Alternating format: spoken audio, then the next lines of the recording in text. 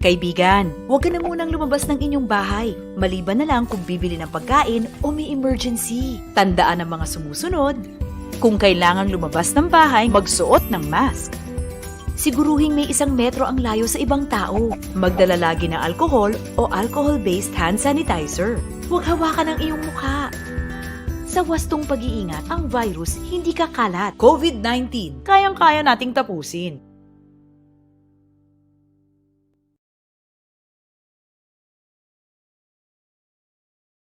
Kaibigan, alam mo na ba kung anong dapat gawin upang iwasan at sugpuin ang COVID-19? Iwasang hawakan ang bibig, mata at ilong. Laging maghugas ng kamay gamit ang sabon at tubig sa loob ng 20 segundo. Linisin ang mga bagay na palaging hinahawakan. Kumain ng balanse at masusustansyang pagkain. Matulog ng sapat, huwag magpupuyat. Stay home! Sa wastong pag-iingat, ang virus hindi kakalat. COVID-19, kayang-kaya nating tapusin.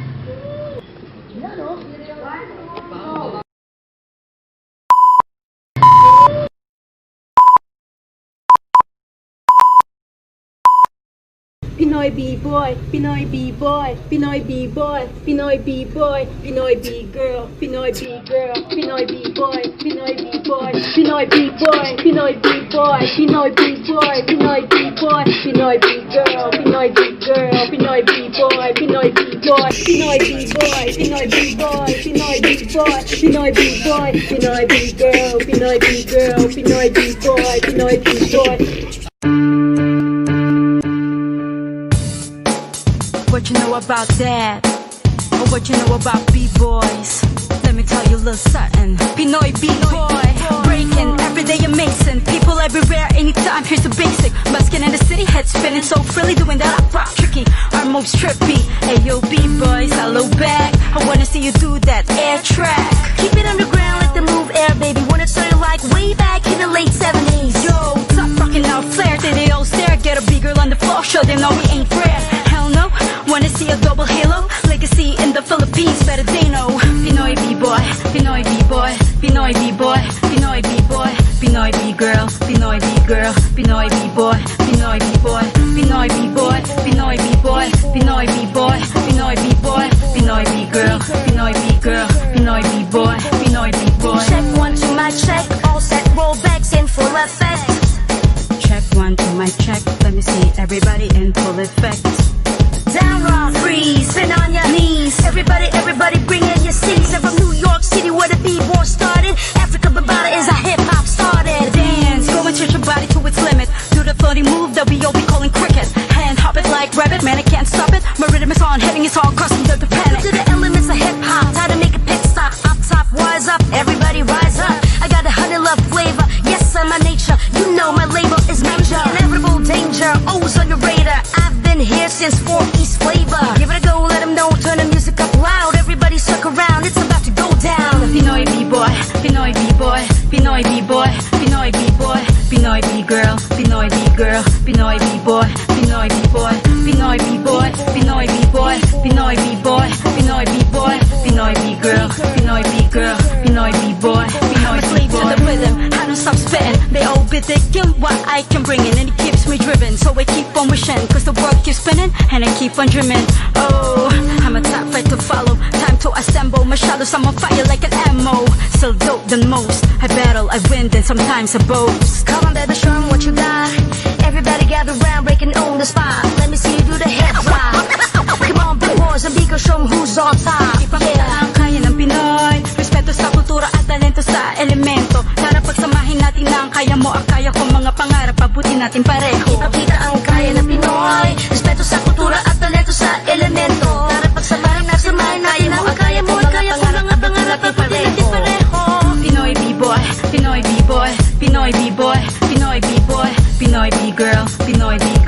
Pinoy B-boy, Pinoy B-boy, Pinoy B-boy, Pinoy B-boy, Pinoy B-boy, Pinoy B-boy, Pinoy B-girl, Pinoy B-girl, Pinoy B-boy, Pinoy B-boy, Check Pinoy once my B-boy, check, Pinoy close that boy, B-boy, vaccine Pinoy full of B-boy, facts. Pinoy B-boy, Ten, ten, Pinoy ten, B-girl, ten, ten, Pinoy ten, B-girl, ten, Pinoy ten, B-boy, ten. Pinoy B-boy, Check Pinoy once my B-boy, check, Pinoy close that boy, B-boy, vaccine Pinoy full of B-boy, facts. Pinoy B-boy, Ten, ten, Pinoy ten, B-girl, ten, ten, Pinoy ten, B-girl, ten, Pinoy ten, B-boy, ten. Pinoy B-boy.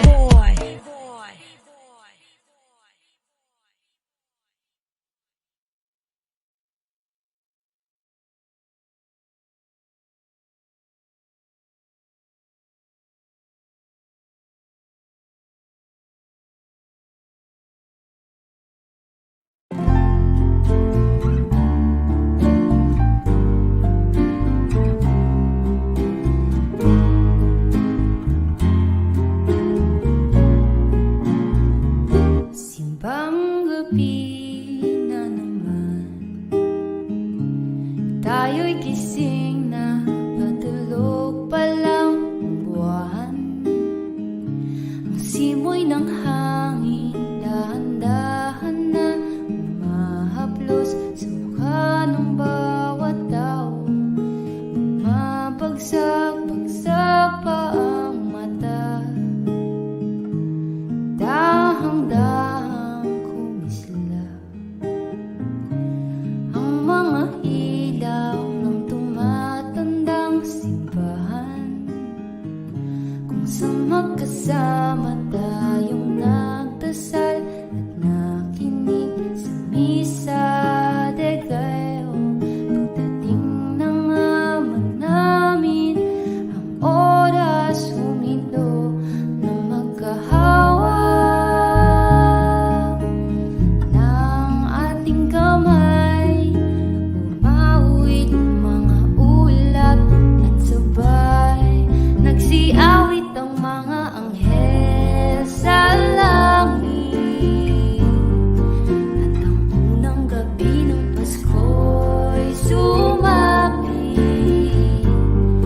kay ganda ng harana ng tinig na sumasabay sa ihip ng hangin. Ang sabi nila, pagkatapos magsimba, habang inahatid kita sa iyong tahanan, parang walang katapusan ng ating kwentuhan tungkol sa mga buhay ng isa't isa. Ako'y nahalina nang mapadaan tayo dun sa may tindahan. Umawit mga ulap at sabay nagsiawit ang mga anghel sa langit. At ang unang gabi ng Pasko'y sumapit, kay ganda ng harana ng tinig na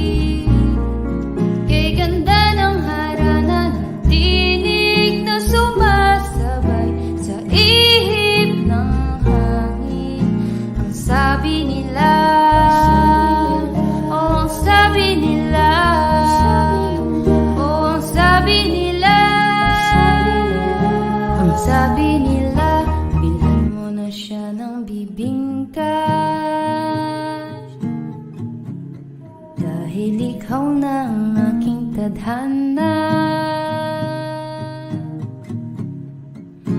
Bilhan mo na siya ng bibingka, dahil ikaw na ang aking tadhana.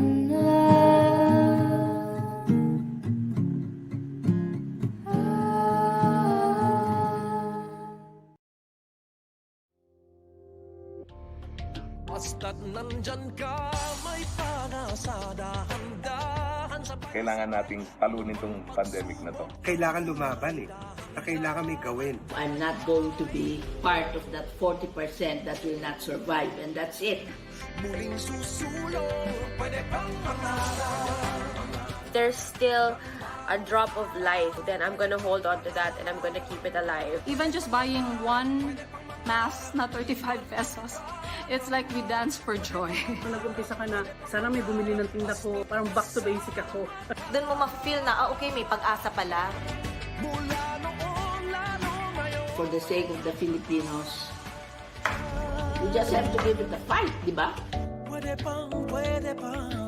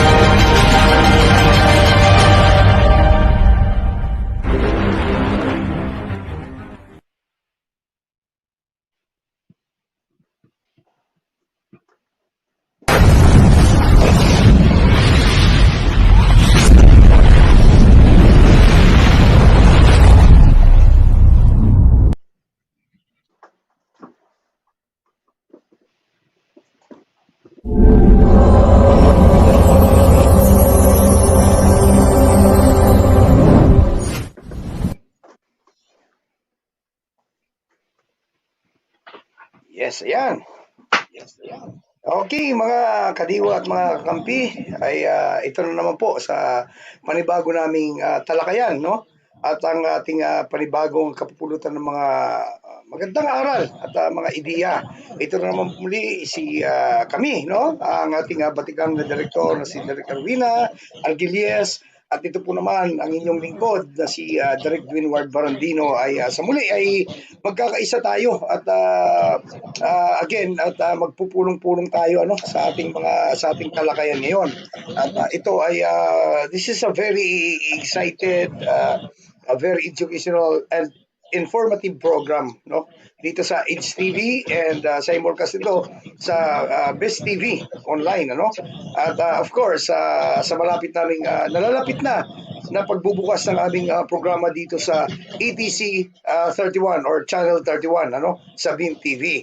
Good evening Direk Arwina at bago ang lahat ano Direk ay ating po munang batiin no itong ating mga taga masugid na of course masugid nating mga taga subaybay ano at lagi nandito sa atin at ito si Mrs. Marinig sa ilaking every program no mabibigyan natin ito ng plaki at sa talagang masugid kada natin programa natin andito lagi si Mrs. Marinig no sabi niya good evening hello everyone and of course andito rin si Alden Tinri na nanonood sa atin mga unang natin mga ating mga kadiwa at ating mga kakampi na nandito sa atin lagi at nanonood at umaantabay sa ating programa. And of course, Direk Arwina, no, kahapon ay nandun kami sa Sumilang, Cavite, Sumilang Eagles Club at yon ay nagkaroon kami ng bagong charterin no, ng Sumilang Eagles Club. At yan ay aking kinakongratulate no, ang aking mga kuya na nandun. Digimon, pwede bang ipakita natin yung aking mga kakuya no sa The Philippine Eagles Club. Yun ang Sumilang nandun kami sa Puerto Azul. Direk Arwina kaya medyo hindi pa nga ako kasi Namamalat ka. Kasakit tayo. Yes, namamalat. At okay lang yan. At dahil dyan sa okay. Digimon, pwede ba natin ipakita ang ating mga footages dyan sa Silang Cavite? Ayun, at yan ang mga yan, okay.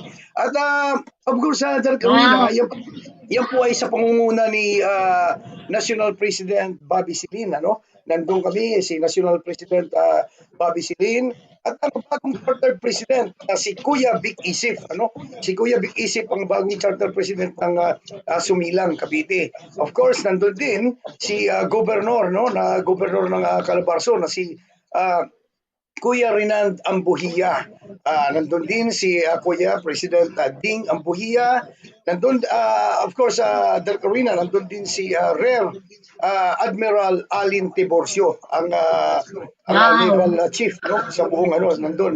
Kasama namin dyan sa Sumilang Eagles Club. And si Secretary, si Kuya Alex Lucas, at nandun din. So kasama namin, Direk Arwina, yung si National Treasurer, Jeffrey Marabella, nandun din. At si Past National President, Kuya Miguel Piso, Mike Piso. At si Primitivo Dayan, nandun din, ng Lian Eagles Club, President ng Lian Eagles Club. Si Leonardo Ampuhia ng Silang Cavite Eagles Club, President ng 2021. Of course, si Kuya Rod Jacob, yung Charter President ng Quezon City Diversity Eagles Club. At si Kuya John Mark Anti, Charter President ng General Trias Eagles Club. And again, yung aking inaanak na si District Governor Renand Ambuhia again. At andyan, makikita nyo sa picture, yung doon, yung pagsasama-sama ng aming Eagles Club. At nandun sila Kuya Larry de la Merced, si Ate Mitch Motor, at marami pa, maraming andyan, nakikita nyo si Governor Renand Ambuhia, at yan, at nakikita dyan. Yan po ang aking mga kakuya sa Eagles Club, at naitatag ang panibagong The Philippine Eagles Club, ang Sumilang Eagles Club dyan sa Cavite City. Yan, at maraming salamat. At naipakita mo dito yung mga yan po ay nakikita nyo po yung pagbibigay ng parang pabunot, no? Katuwaan ng aming Eagles Club. Yan po ay nandyan si Kuya Alex Lucas at si Ate Mads Lucas. So, kasama po namin dyan. At nanalo po sila. Yan po ang mga pinamigay na ano po yan, pinamigay nila Kuya Rinald Ambuhia at Ate Chi. No? At yan po sa aming mga agila. At nagkaroon sila ng mga pabaon ng magsiuwian na. Yan, Derek Alwina. Yan, mukhang ang saya. Thank you so much, Digimon, sa pagpapakita ng mga pictures, no? Maraming salamat. At yan po ang Sumilang Eagles Club. Nangyari po yan doon sa Puerto Azul, doon sa Okay, welcome, Ana Marie. Dito na si Ana Marie Ardelisa. Yan. At bago ang lahat, Derek Erwina, Ana Marie, at tayo po muna ay bumati, binabati ko rin dyan sa Catbalogan City ang Sigma Mu Omicron at katatapos lang ng Christmas party ng Sigma Mu Omicron. Mabuhay kayo mga Brad, lalo na kay Brad Maldo, San Pedro. Talagang sila ang dyan, si Brad Jojo. Sila ang nangasiwa ng Christmas party ng Sigma Mu Omicron Fraternity and Sorority dyan sa Catbalogan City. And of course, maraming salamat din sa mga ating kadiwa na sumusuporta Derek Arena. And pagbigyan muna natin ng daan para bumati. Sorry. Medyo ko. Sorry. Okay, Derek Arena, bati muna tayo. Okay.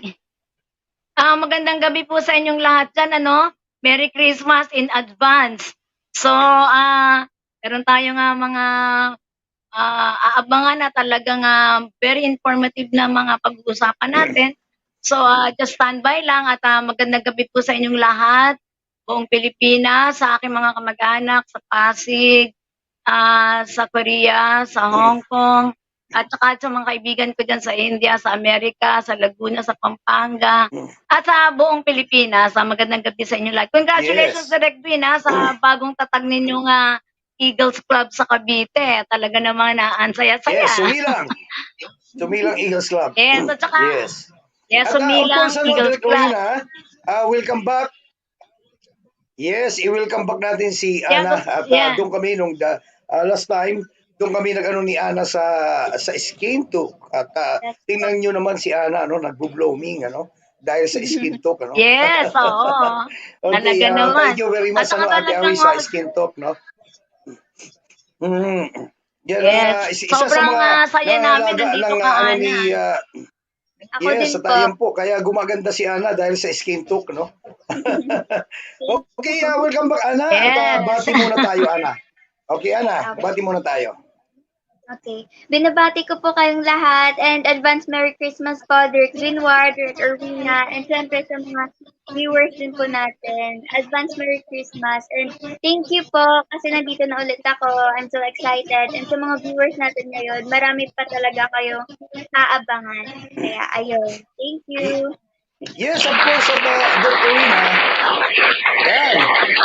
Derek Arena, pakaabangan nila si Ana Marie Ardelisa dahil isa siya sa magiging isa sa bida, ng ating gagawin na teleserye, yung Unmag Tordo Educator. At yan, si Ana Marie ang isa sa mga makikita rin dyan. Yan. At may palakpakan pa, okay? Okay, at guys, sa mga kadiwa, mga ating mga kakampi ay ito kadiwa at kakampi na tayo dahil lumalakas na tayo, at malapit na magiging na tayo sa ETC at meron tayong 17,000.2 na subscribers at followers diyan sa ETC natin sa The Eagles. Ngayon ay medyo meron na 20 plus na tayo, Derek Arena. So congratulations to us. Yes. At medyo lumalaki na ang ating mga subaybay. Yes. Okay, at bagong lahat, sabi nga dito ni Mari Dix, Hi Ana, good evening to three of you. Stay safe, sabi ni Mari Dix. At sabi naman ni kapatid na Ford Tabunaway. Sabi niya, good evening. Good evening po, Kuya Derek, Dwayne, Ma'am Derek Erwina, advance po, Merry Christmas po sa inyo. Mabuhay ang Kadiwa Eagles Club, mabuhay ang Bangsa Milayo Eagles Club, mabuhay po kayo, Happy New Year 2021. Yan, galing po yan kay Kuya Ford Tabunaway. At sabi naman ng aking pinakamamahal na brother-in-law, no? Si brother-in-law Maharaja Tabunaway. Assalamualaikum. Good evening, my brother-in-law Derek Erwina and Ana Marie. Sabi ni ang aking pinakamamahal na brother-in-law. Hi po, magandang gabi po, brother-in-law dyan sa Davao magandang City. gabi po. At of course, si Mohamed Mindalano, sabi niya, watching from Davao. Okay, at magandang gabi, Muhammad Mindalano. At of course, may sign pa siya, no, ng love at talagang number one, sabi ni Muhammad Mindalano. And okay, medyo nawala si Ana Maria, no? Medyo siguro technically may problema na naman sa okay, pasok lang Ana, no? At ano natin, antabayan natin sa muling pagpasok ni Ana. Medyo pagka ganyan nawawala ay talagang may technical problem po yan. Okay. Derek Arena, no, binabati ko rin din ang ating mga kadiwa dito sa Metro Manila and sa Sigma Mu Omicron Fraternity and Sorority, kay Brad Terry, kay Brad Buyit, and of course kay Brad Buhari Makapaar, ang aking kapatid na Muslim. And of course, dito sa mga kadiwa Eagles Club, magandang gabi po sa inyong lahat at magkakaroon po tayo ng June 3, no, na pagsasama-sama pinaka-Christmas party natin at kasama na po yan yung mga kadiwa applicants at mga kasama po natin yan dito sa ating Christmas party. Nagaganapin po dun sa bahay ni President Gregory Mercado. Yan po ang aming makisig at talagang walang kapaguran na presidente ng Kadiwa Eagles Club. Mabuhay po lahat ng mga kuya dyan sa lahat po ng Eagles Club. Mabuhay po kayo. Okay, Derek Arena, sino po ba ang babatiin mo para bago tayo magsimula ng ating talakayan? Wala naman, Direct Queen. Gusto ko lang talaga magpasalamat sa lahat, dahil kadami na nung kadami talaga yung ating mga viewers. Maraming salamat at lagi kayong nakantabay. Hindi naman kayo magsisisi dahil marami talaga kayong matututunan sa aming programa. Yun lang po. Yes, yan po. At yan po, maraming salamat po sa lahat ng mga tumatangkilik at ang aming laging walang sawang sumusubaybay sa programang Discover and Explore. Dito lang yan sa HTV and simulcast sa Viz TV 31. And of course, our upcoming movies. At marami po kami ditong gagawin, no? Mga programa, mga teleserye, and of course, sa aming mga mga kadiwa at mga kampi, papakaabangan nyo po ang pagpasok po ng dito namin sa ATC 31. O, ayan na naman si Ana. At, okay, Ana, at wala ka na bang babatiin, Ana? Bumati ka muna, Ana, no? At bago magsimula yung ating talakayan, ay bati ka muna, Ana? At baka hindi mo pa nababati yung mga bago tayo magsimula. Okay, go ahead, Ana. Binabati ko po yung ate ko po na nasa Iloilo, si Limar de la Zacataga, and yung baby niya si Eli, and Lala M's recipe, and yung mom ko po, yung nanonood din yun. Tapos yung tita ko po, nasa Iloilo na si Tita Grace de la Zacataga. Hello sa inyo lahat. Good evening. And GMK Prada. Yes, hi Ate Flor. Kumusta? At yan, nanonood yan si Ate Flor. Hindi mawawala yan sa ating programa. Okay, Derek Arena, no? Tungo na tayo sa ating talakayan, no? At natalakay na natin ng iba. Dito naman tayo sa ating bagong talakayan. At okay, at recap lang nung itong ating The Most Amazing Historical Discoveries, no? Noong 2018. At ito from a 13-year-old bravery.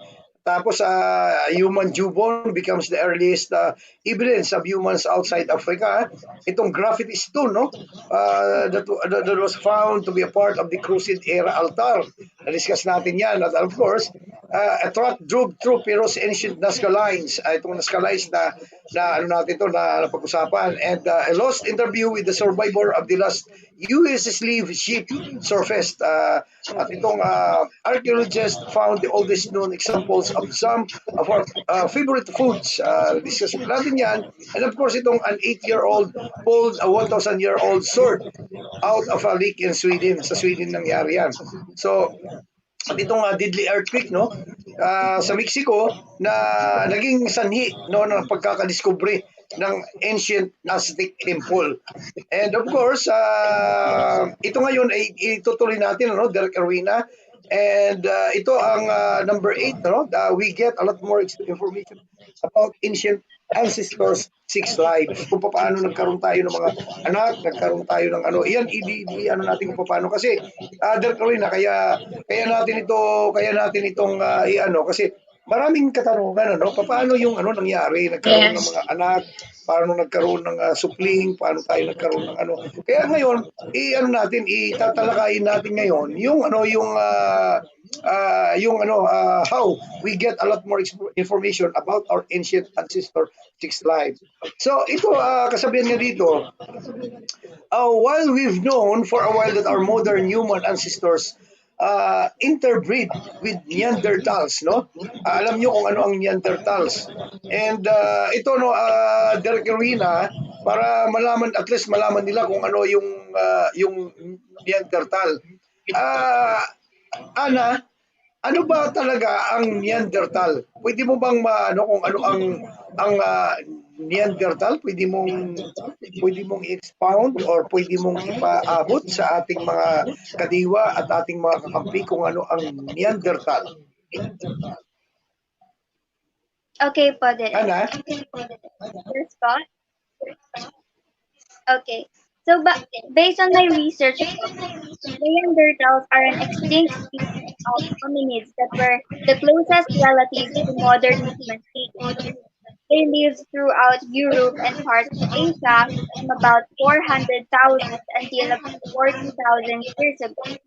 And they were adept at hunting large ice age animals. There is some evidence that Neanderthals interbreed with modern humans. In fact, many humans today share a small portion of Neanderthal DNA. Theories about why Neanderthals went extinct abound, but their disappearance continues to puzzle scientists who study human evolution.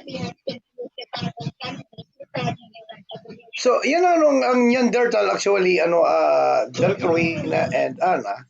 Actually, they are the instinct species of hominids. Yan ang tinatawag na instinct species of hominids that were the closest relatives to modern human beings. Sila ang pinakamalapit na ating sa mga tao, yung mga modern men. At sila ang pinakamalapit na natin na species, no? And they live throughout Europe and parts of Asia from about 400,000 until about 40,000 years ago, and they were adept at hunting large ice age animals. So there are some evidence that Neanderthals interbreed with modern humans. In fact, many human beings today share a small portion of Neanderthal DNA. So the theories about the why Neanderthals went extinct abound. The disappearance actually continue to puzzle scientists who study human evolution. Kaya ito Direk Rowena, yan ang Neanderthal. At as we learned this year, they also sleep around with the various ancient human relatives known as the Denisovans. So itong Denisovans sa Direk Rowena ay para malaman din nila Ana dito tungkol kung ano talaga ang Denisovans. Ano ba ang Denisovans? So i-explain natin sa ating mga kakampi at ating mga kadiwa, Direk Rowena, itong mga Denisovans are actually the extinct species of hominid also, like yung Neanderthal, and a close relative to modern humans. So they are a recent addition to human family tree, itong mga Denisovans. So there are also yung scientists na ina-identify itong Denisovan as there are remains from a cave in Siberia in 2010, and these Denisovans may have ranged from Siberia to Southeast Asia during the last ice age. So the DNA evidence suggests Denisovans are related to both Neanderthals and modern humans and may have interbreed with both. So ito yung ng Denisovans, Direk Rowena. So ano pa ba Ana or Direk Rowena, Direk Rowena, ano pa ba ang maidadagdag natin na impormasyon tungkol dito sa Denisovans? kung ano itong mga Denisovans, Direk Arwina. Direk Arwina? Ang mga Denisovan are mysterious homonyms. Yes, ang mga Denisovan ay mysterious homonyms. We still don't know much about today. Modern humans are the only surviving type of hominin. Their child was 13 years old who lived about 90,000 years ago. Scientists discovered her mixed parental by analyzing DNA in her finger bone. The discovery adds to the growing body of evidence that different groups of ancient hominins interbreed with each other. Yun. Denisovans pala are also mysterious hominins. Yeah, at na-discover ito, Direk Arwina, nagkaroon pala ng interbreed, no, ng Neanderthals to modern sa atin, no, yung mga modern humans. At ito rin napatunayan din ito na ang Denisovans din ay nagkaroon din ng interbreed sa ating modern humans. So kaya nagkaroon dito ng DNA. In fact, the DNA evidence also revealed that those early modern humans and Neanderthals had many more encounters. So it was previously believed that Neanderthals and Denisovans are asleep with each other. So nagkakaroon ng talaga pagsasama ng mga Denisovans at itong mga Neanderthals, at kaya siguro naging resulta rin ito ng pagkalutang natin, Direk Arwina. So ano pa ba, Ana, ang alam mo dito, Ana, para ma-elaborate natin, ma-expound natin at malaman ng ating mga kadiwa at ating mga kakampi? Okay, go ahead, Ana. Okay po. Since very few Denisovan fossils have been found, most of what we know about the extinct human comes from their DNA. It's not clear when exactly Denisovans evolved or when they went extinct, but DNA evidence suggests they were living in Asia at least 80,000 years ago. They may have had dark skin, dark hair, and dark eyes. The Denisovan appears to have low genetic diversity, which means their population may never have been very large. So yan ang mga Denisovans na inaano dito ng mga dark sila complexions, and actually nag-exist sila dito sa mundo. At yan nga ay pinaniniwalaan na yung mga modern humans natin ay nagkaroon na sila ng interracial activity, or nagkaroon ng bawat isa nagkaroon sila ng sex, at yan ay bumunga ng mga bagong tao, Direk Arwina. At yan po ay galing po yan sa yan ang kaya tinatawag, we get a lot more information about our ancient ancestors' 6 lives, kung bakit nagkaroon ng pagsasama ang Neanderthal and Denisovans and sa ating modern humans. At yan po, no, at naging resulta po yan ng paghalo-halo. Parang parang Amerikano at ang Pilipino ay nagsama at nagkaroon ng supling at nagkaroon ng yan ang ibig sabihin no na Direk Arwina, kung bakit nagkaroon naging mestizo, naging di ba? Parang ganun yan. So actually, mayroon pa dito karagdagan na Direk Arwina during that time na the mother is actually Neanderthal, and yung na-discover ng mga siyentipiko, yung mother is Neanderthal pero yung tatay hindi. So may isa ditong discovery, no, yung direct evidence ng interbreeding between ancient human relatives nagkaroon dito, Direk Arwina. Dito nga sinasabi dito, we never had a paternity case like this before. So the scientists actually have discovered the first known ancient human relative whose parents came from 2 different parts of the human family tree. So the mother is a Neanderthal and the father is a Denisovan. So those are the mysterious hominin. We still don't know much about today's modern humans, are yung mga surviving na tinatawag natin mga hominin. So actually, ang na-discover nila the child was a 13-year-old who lived around 90,000 years ago. So this scientist actually discovered her mixed parentage. So by analyzing DNA in her finger bone, so the discovery adds to a growing body of evidence that different groups of ancient hominins interbreed with each other not just once but many times. So actually Direk Arena, pinapatunayan pala na nung time na yan, yung Neanderthal at yung mga Denisovans ay maraming beses na napatunayan na nagkaroon ng interbreed. So doon nga sa na-discover nila during that time ng mga siyentipiko na yung bata, ang mother is Neanderthal pero yung father niya is not Neanderthal kundi isang Denisovan. So yan ang istorya ng ating kung saan tayo nagsimula, Direk Arena. So mayroon ka bang idudugtong dito, Direk Arena, tungkol dito sa kaalaman natin para malaman ng ating mga kadiwa at ating mga kakampi, Direk Arena?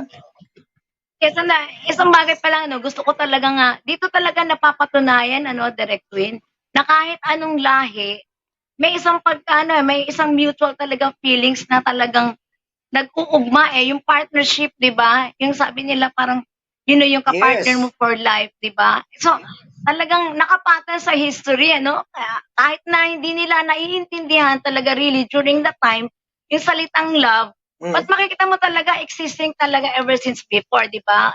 Magsimula ang ating buhay sa daigdig na 'to, talagang nandoon yun. Hindi lang nila ma-define kung ano ba talaga yun, 'di ba? So, yun lang, Direk Twin. Totoo yan. Tingnan mo naman, Direk Arena, pagpanggang ngayon ay nagkakaroon tayo ng interracial interbreed, at katulad yan, yung mga Negro, mga Black Americans na nagkakagusto sa Pilipina, may Black Americans na nagkakagusto sa China, yung mga Chinese girls, at or vice versa. Meron yan sa Asian countries, marami nangyayari yan. So, ganun lang yan kasimple. Mga Amerikano na nagkakagusto sa Pilipina, mga Russian na nagkakagusto, German na nagkakagusto sa iba't iba, or American na nagkakagusto sa Black American. So, normal na yan. At siguro, na-practice yan, even ever since na nagsisimula ang human evolution ay nagkakaroon po ng interbreeding. So, yan po ang tinatalakay natin dito na kung paano tayo nagsimula at paano naghalo-halo ang ating mga dugo. At paano tayo dito sa Pilipinas, sa Direk Arena ay may istorya na kung bakit ang Pilipino ay naging maputi at ang Pilipino ay naging mataas. At dati naman ang mga Pilipino ay ating mga tunay na Pilipino ay mabababa at bansot. Yan ang mga pygmies na tinatawag natin na mga tunay na Pilipino. But in the latter part na nagkaroon na ng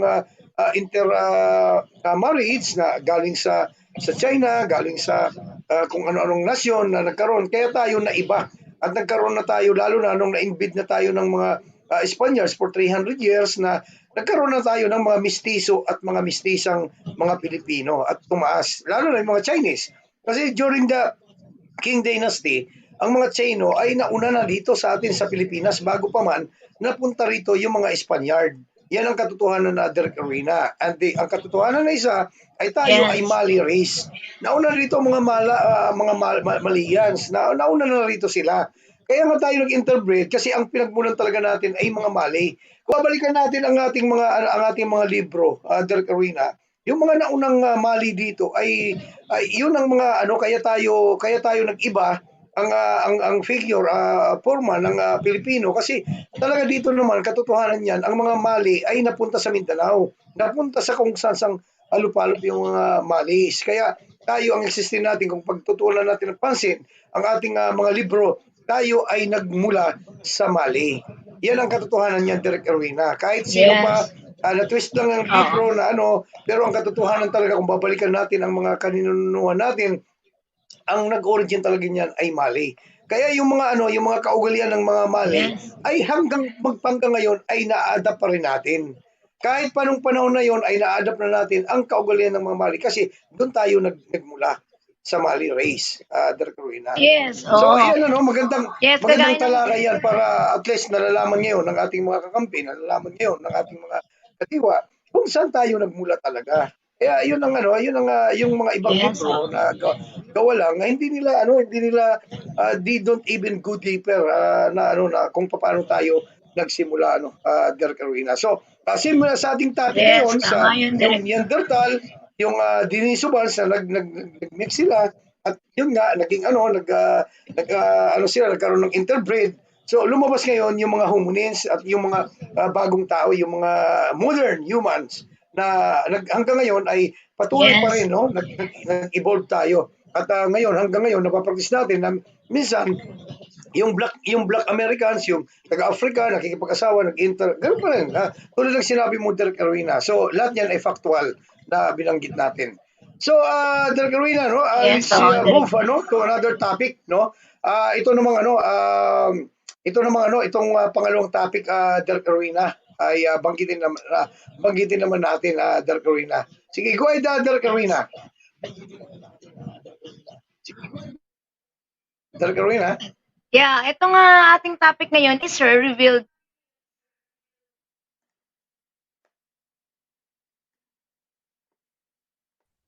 Derek Arena. Yeah, Okay, isang laser revealed 60,000 previously light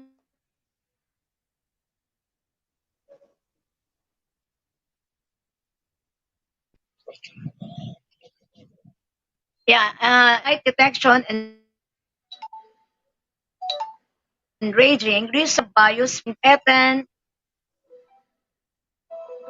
Guatemala, was found tens of thousands of farms, houses, and defensive structures, along with miles of roads and canals. The staggering find contradicted the assumption that Maya sits in the area between 1000 BC and 1500 isolated and sparsely populated, suggesting they house more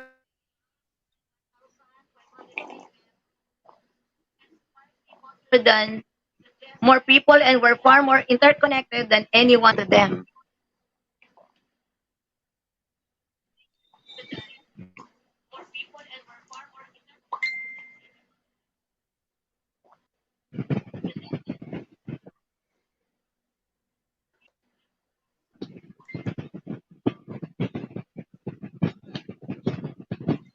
Derek Arena, napapakinggan mo ba, Ana? Medyo hindi narinig si Derek Arena, no? Nagputol-putol, ano, ata? Yes po. Napuputol ako. Ulitin ko ulit, Derek Gwen. Naririnig na ba ako? Okay lang, Derek Arena. At, okay, at yun nga, no? Yung binanggit ni Derek Arena, ay yung lasers revealed 60,000 previously undetected in ancient Maya structures in Guatemala. At yun nga ang sinabi nga dito, this was actually using this technology called LIDAR. Ibig sabihin po ng LIDAR is light detection and ranging. Yan ang ibig sabihin ng LIDAR. So researchers scanned more than 800 miles of the Maya biosphere reserved in Pitin, Guatemala, and found tens of thousands of farms, houses, and defensive structures, along with miles of roads and canals. So the staggering find contradicted the assumption that Maya city-states in the area between 1000 BC and 1500 AD were isolated and sparsely populated. So suggesting they housed more people and were far more interconnected than anyone suspected. So this holy territory created one archaeologist about the discoveries. Yan, at yan ang binabanggit dito ng Guatemala, sa Guatemala, yung Maya structure. So, ano pa ba ang na-discover yan, Ana? Ana, ano pa ba yung na-discover yan sa Guatemala? Go ahead, Ana. Okay po. Base po sa research ko po, the largest ever survey of a region from the Maya civilization has located over 60,000 previously unknown structures in northern Guatemala. The survey, conducted with the help of lasers, challenges long-held assumptions that this area was poorly connected and sparsely populated. The structures researchers identified include farms, houses, and defensive fortifications, as well as 60 miles of causeways, roads, and canals connecting large cities across the civilization's central lowlands.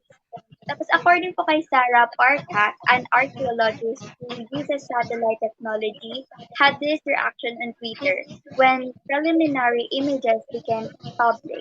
This is holy territory, sabi niya po. And Parcak was not involved with this study. So ayun po. Back to you, Direk. Yeah, okay. At yan ano, at yun yung inaano natin dito, ang pinag-anuhan natin dito kung paano no, yung leasers na ito. It was kung ano paano na reveal Derek Arena. So ito ano, this holy territory ano, ito makikita niyo diyan sa ano, papakita ata ni ano Derek Digimon.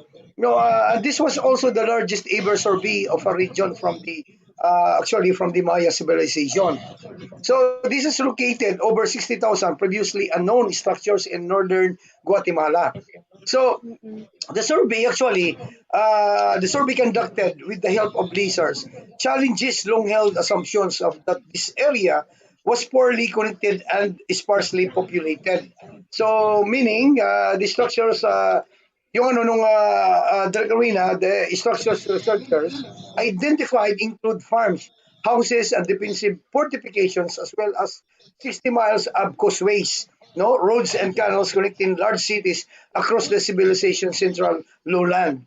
So si Sarah Parcak, one of the archaeologists who uses satellite technology, had this reaction on Twitter, no? Nagpalabas siya doon sa reaction ng Twitter that the preliminary images become public and this is holy territory. So pinaniwala nito na this is the holy territory. Kung makikita niyo sa picture ay ginagamit ito during that time, during the ancient Maya civilization. So it was stretched from southern Mexico down to Guatemala and Belize. Itong kinalalagyan ng ano nito ng Maya civilization. So kinakover ito Direct Arena sa Mexico and Guatemala and dun sa Belize. So flourished between 1000 BC and 1500 AD. So the recent study focused on the 830 square miles. Pero mo, ang laki, no? Of the Maya Biosphere Reserve in Pitin, Guatemala. So the scientists actually, they use the laser again for the technology called LIDAR. So, or light detection and ranging to penetrate the thick tree canopies in the area and discover an archaeological remains beneath them. So, yun ang nangyari doon, Ana and Derek Arena. So, ano pa bang karagdagan? Ano pa bang alam mo, Derek Arena, tungkol dito sa discovery na ito? Ano pa bang alam mo dito, Derek Arena? Go ahead.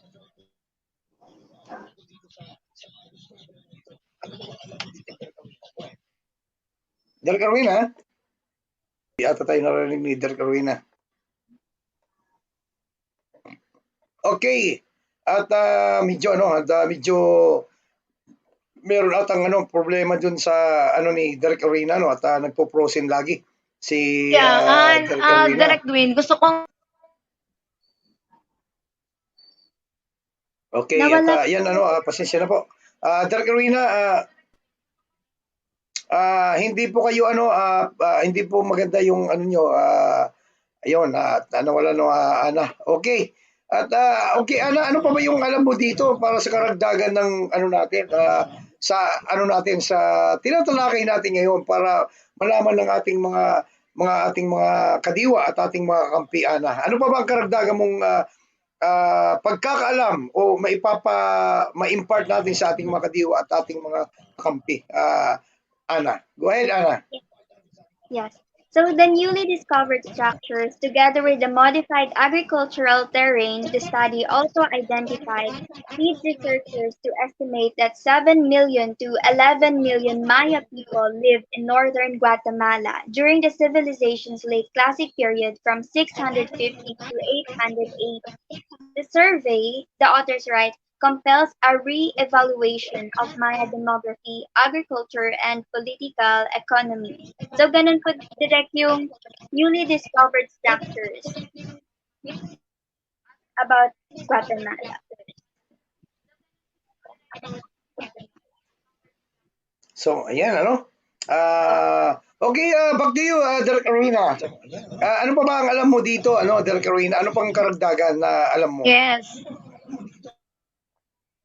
Sige, go ahead, Derek Arena. About kasi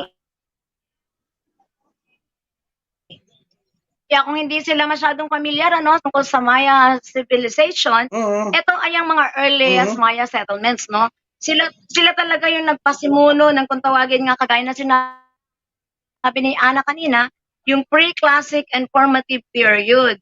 Ang mga Maya people, mga civilizations, sila yung nag-aaral na nagsimula ng agrikultura, nag-grow sila ng crops like corn, beans, squash, and cassava. Tapos nung during 300 BC, yung mga Maya farmers began to expand their presence both in the highland and lowland regions. The middle pre-classic period also saw the rise of the first major Mesoamerican civilization, the Olmec, the Olmecs. Like other Mesoamerican people, such as Zapotec, Totonac, Teotihuacan, and Aztec, the Maya derived a number of religious and cultural traits as well as their number system and their famous calendar form from Olmec. Yan ang isa sa mga information about the Maya civilization of ancient time. Yes, at yan nga ano, Derek Arena, that's the reason precisely when they use this leader, it points out yung mga researchers, it helps them to point out in the right direction, but it doesn't find everything under the trees, no? That's why researchers also needed to excavate areas. So, ang ginawa nila, Derek Arena, talagang nag-excavate sila. So, actually, the leader identified ancient structures. So, na-identify nila yun. Nakuha nila ang lahat ng ano. So, also, to add on, Derek Arena, the past archaeologists believe the central Maya lowlands in northern Guatemala consisted of small, disconnected city-states ruled by warring elites. It's more recently, archaeologists have theorized that the area was more interconnected and densely populated that originally assumed. So, yun ang nakita ng ating mga researchers na nagkaroon talaga ng pamumuhay din, ano? At maraming namuhay doon sa loob ng civilization na yan. At okay. At yan ang inano natin na kahit yung mga ginamit nilang teknolohiya, so na-identify nila na doon ay namuhay talaga ang populasyon ng Maya civilization ay marami din. Yan ang mga na-discover ng ating mga researchers. Okay. Sorry. Yes, nakarinig tayo ng mga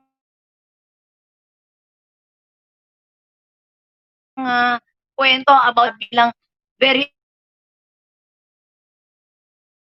advanced para sa dito discover talaga natin na kahit anong unang panahon, ganun din sila talaga ka-advance. Meron na sila talagang ganung katangian. Kaya tayo up to this very day, nagprogreso tayo na naging high-tech na tayo because of them also. So, minsan, di ba, pinagsasabi nila na maaring may alien, na once na natira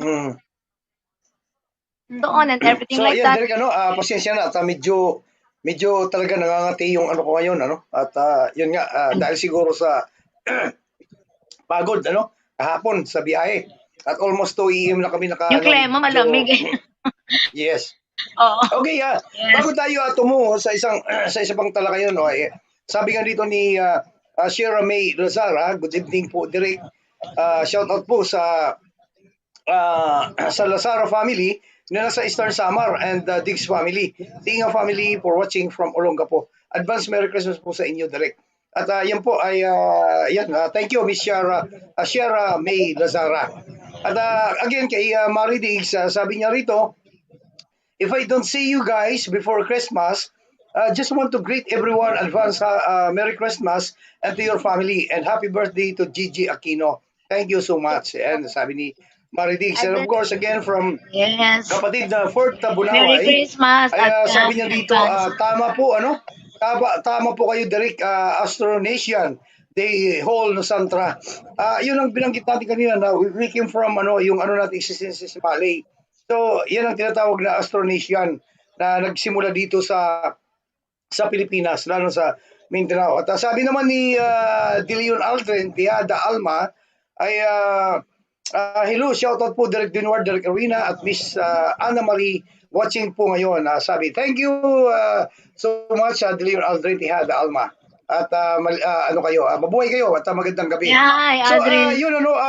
Derek Arena, nabanggit na natin yung topic natin, maganda yun, yung na-reveal na may structures in Guatemala.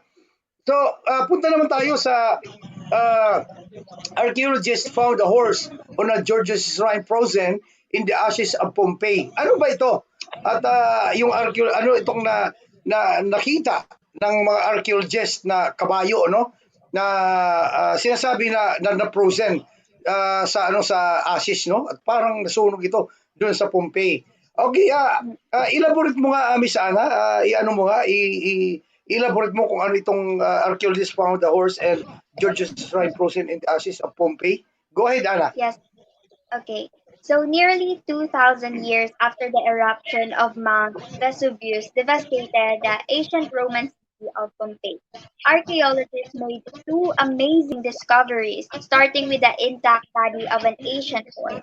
They also stumbled on an elaborate, perfectly preserved shrine and vibrantly colored wall paintings depicting an enchanted garden, hidden for centuries in the ash-covered ruins of a home that likely belonged to a wealthy Pompeian family. Back to you for direct.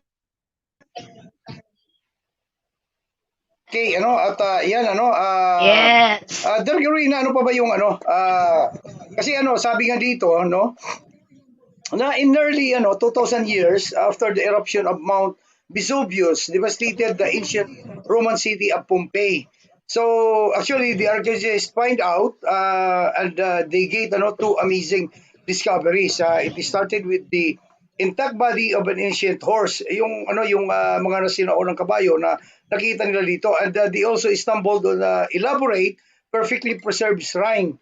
So pero nung nasunog ate ito at nakita nila dito na yung nandun pa na preserve pa yung shrine, and even vibrantly colored wall paintings depicting an enchanted garden hidden for centuries in the ash-covered ruins of a home that likely belonged to a wealthy Pompeian family, Derek Arena. So Derek Arena, ano ba itong Pompeii para nila may relate natin sa ating mga kakampi at ating mga kadiwa. Ano ba itong Pompeii para kasi nabanggit na natin ito kung saan ang Pompeii at para malaman ng ating mga kadiwa, Derek Arena. Go ahead, Derek Arena.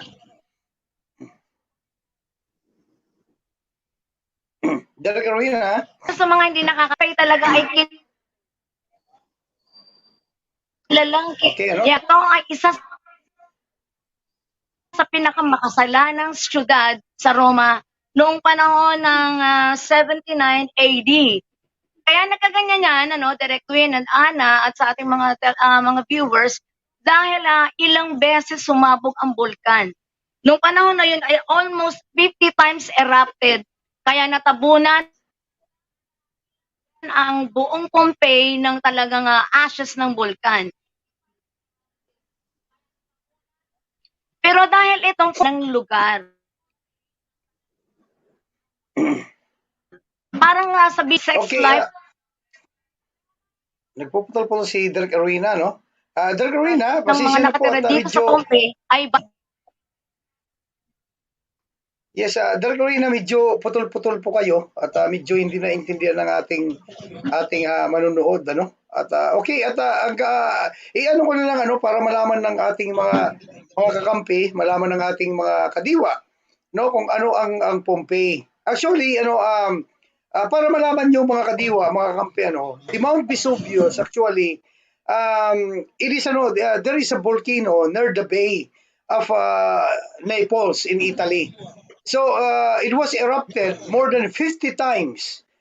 And its most famous eruption took place in the year 79 AD, when this volcano buried the ancient Roman city of Pompeii.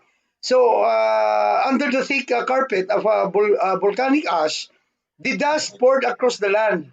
So it's like a flood. One witness wrote that it surrounded the city actually in a darkness. So it's like the black and of closed and unlighted rooms na talagang tinakpan ito ng makulimlim at napakadilim nung sumabog itong Mount Vesuvius. And another thing is 2,000 people died on that event. Na namatay po yung more than 2,000 people nung pumutok po. And also the city was abandoned for almost as many years. So when a group of explorers rediscovered the sites, it was pasensya discovered na. actually Talagang in mukha yatang may technical 1748. problem, No? no? And they were surprised actually to find out that there are intact things no inside the building.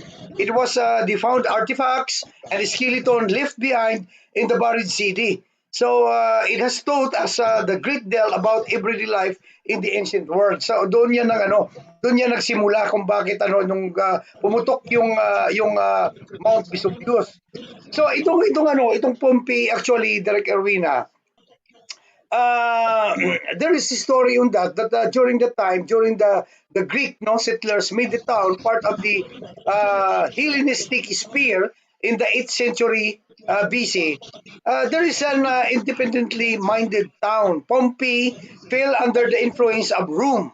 So in the 2nd century BC, it was eventually in the Bay of Naples. So it also became an attraction for wealthy vacationers from Rome who released the Campania coastline. So, in turn of the first century ED, the town of Pompeii, located about 5 miles from the mountain. So, it was a flourishing resort for Rome's most distinguished citizens. So, there are elegant houses and elaborated villas lined the peep streets. Even the tourists and the townspeople and slaves busted in out of small factories and artisan shops. So taverns, cafes, and even brothels and bathhouses. So people gathered in uh, the time of 20,000 seat arena and lawns in the open air squares and marketplace.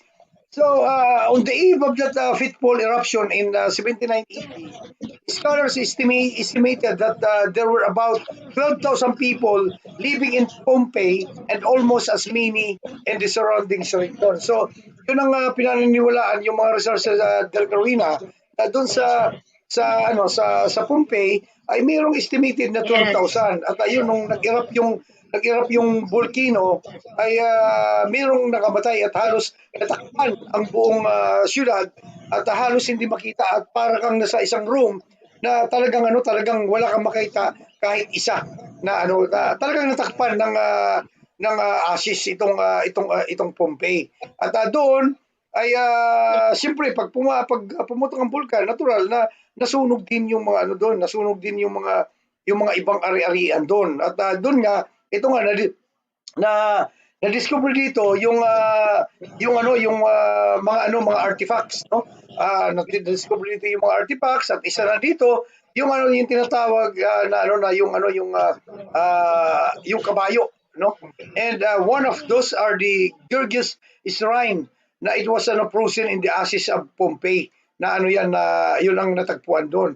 So nakikita nyo dito sa ating screen, mga kadiwa, mga kampi, na itong shrine ay talagang natakpan at nasunog at even na preserve yung kabayo na nung unang panahon pa. So ano pa Ana, ano pa ba yung maidadagdag natin dito sa tinitalakay natin habang may oras pa tayo, Ana? Go ahead. Yes po. Meron po akong na-research about rediscovering Pompeii. So Pompeii remained mostly untouched until 1748 when a group of explorers looking for ancient artifacts arrived in Campania and began to dig.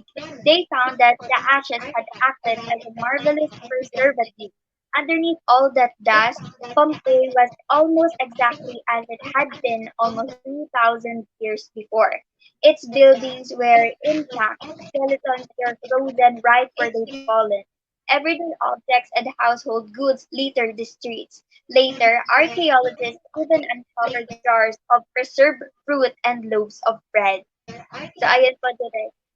Yes, yun ano at ating nga na-discuss, sabi nga natin dito na itong pagkasunog ng Pompeii, ito na-discover ng ating mga archaeologists, na-discover ito ng ating mga researchers na itong nakita nga doon yung yung buo pa yung kabayo at yun nga na-discover ng ating mga researchers. Pero imagine for how many decades, no? At 79 AD na nangyari ang pagputok ng Mount Vesuvius. Ito ay yung Mount Vesuvius, very popular itong Mount Vesuvius. And it has, Direk Rowena, for the record, it has 50 times erupted itong Mount Vesuvius. Just for imagine, 50 times na pumutok itong Mount Vesuvius volcano. And this is famous, Direk Rowena. Everybody knows this Mount Vesuvius. So again, at dahil wala na nga tayong oras, Direk Rowena, at maganda at naano natin ito at naipaliwanag natin ito ating mga discoveries sa ating mga kakampi, sa ating mga kadiwa at harinawa, nagdulot ito sa kanila ng malaking aral at nagkaroon sila ng nalaman nila na ito palang mga na-discovery ay kung ilang siglo na ito. At sabi ni Len Katagi, watching from Iloilo, kapatid dito ni Ana Marie, si Len. Hi Len, kumusta ka dyan? At si Maridix, sabi niya, good night everyone. And again, from Len Katagi, sabi niya, hello Ana, watching with Ili, Hillary, Kevin, Shane, Tita Grace, Tito Mario, Tito Joe, and Nanay Thelma. Hello, happy viewing and manood at ang dami niyong kapupulutan ng mga edukasyon, yung mga very informative discussions namin dito ay tsak kapupulutan niyo ito ng magandang pag-aaral at lalo na sa mga estudyante. Yan po Direk Rowena.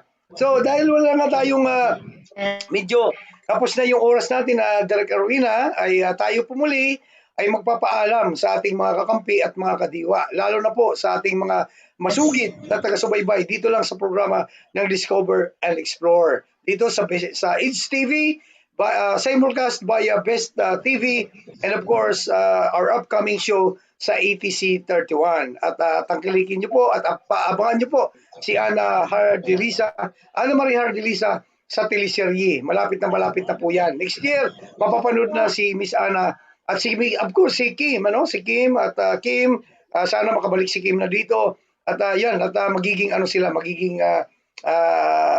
parang nung mga panahon na pinapanood natin yung mga teleserye na sila yung mga teleserye nung una, Direk Rowena, ito tandem ito ni Ana at ni Kim. Yes. So again, ay wala na tayong panahon, mga kadiwa kakampi. Yes. Kami po uli ay pansamantalang magpapaalam dito sa programang Discover and Explore. So sa muli ay magkita-kita po tayo sa mga susunod na naming mga episode.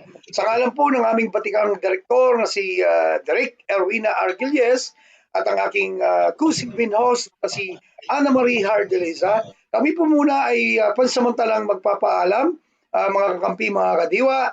Ito po muli si Direk Dwinward Barandino na nagsasabi sa inyo at naghahatid ng isang magandang gabi sa inyong lahat. Maraming salamat po at hanggang sa muli ay magkita-kita po tayo sa isa na namang umaatikabong programa dito lang sa Discover and Explore sa STV, simulcast sa Best TV and Son sa ETC 31. Magkita-kita po tayo muli at magandang gabi Pilipinas. Bye-bye. Good evening. Goodbye. God bless. See you soon.